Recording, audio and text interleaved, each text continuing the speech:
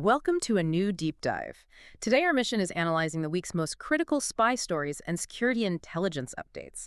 And we're looking at how global espionage has basically just transformed into this gray zone conflict embedded right in everyday civilian life. Right. It's everywhere now. It really is. I mean, to start off, the sheer absurdity of the updates this week is wild. It sounds way more like science fiction than actual intelligence work.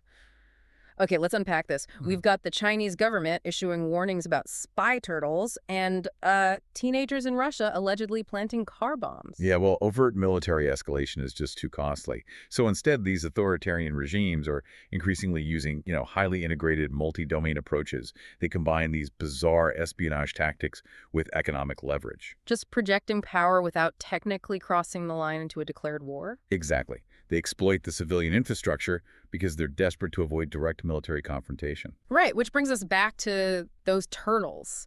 China's Ministry of State Security flagged spy fish and autonomous wave gliders.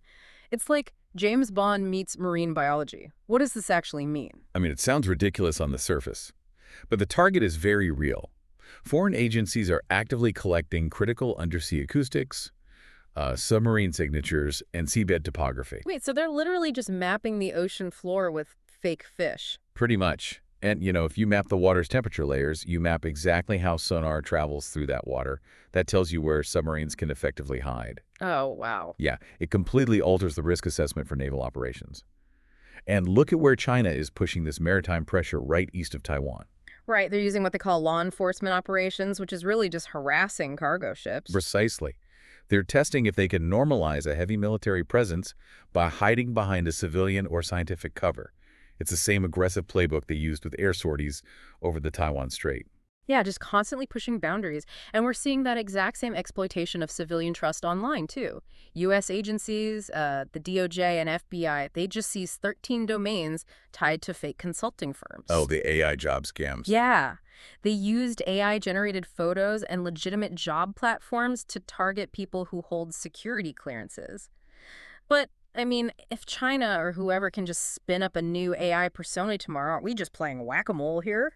It might look like security theater on the surface, but taking down that infrastructure really matters because these networks, they aren't just fishing for a quick password. Right. They use standard HR practices like intensive pre-interview questionnaires or skills assessments to meticulously map out who knows what and who reports to whom inside cleared facilities. So taking down those domains ruins months or even years of their careful trust building. Exactly. It's a huge setback for them. That perfectly transitions us from the digital side right into physical supply chains. And, the domestic stress all these shadow wars are creating. Let's look at that major breakthrough in Europe. The Belgian court case, right?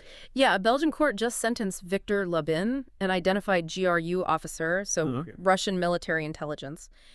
He somehow moved over 400 tons of dual-use cargo into Russia. Which is staggering. Right. We're talking commercial explosion detection sensors, precision gear, stuff that easily goes into military systems. If we connect this to the bigger picture, it highlights the sheer mechanics of how these regimes try to evade international sanctions. Okay. I mean, you don't smuggle 400 tons in a suitcase. No, definitely not. You have to use layers of intermediaries, falsified customs papers. They route critical tech through third-party countries, so it just looks like standard commercial trade. It's the only way they can sustain their flailing military operations right now. Here's where it gets really interesting, though. The immense domestic strain of maintaining that logistics and drone war is causing severe paranoia inside Russia. Oh, absolutely. The system is cracking. It is. I mentioned the parking lots earlier. Teenagers are reportedly planting GPS trackers on defense employees' cars. You've got special postal units getting drain jamming powers.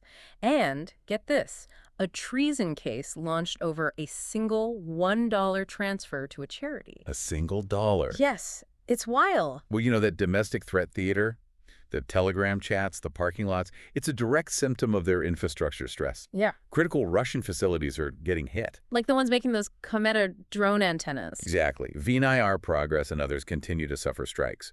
When your military-industrial complex is repeatedly taking hits, the fragile state just responds with intense domestic control. They treat a $1 wire transfer as high treason just to maintain the illusion of order. It's so paranoid. So To summarize this for you, the listener, whether it's job hunting boards, marine sensors, or a simple bank wire, the front lines of intelligence are now literally everywhere. The espionage theater has completely fused with the civilian world.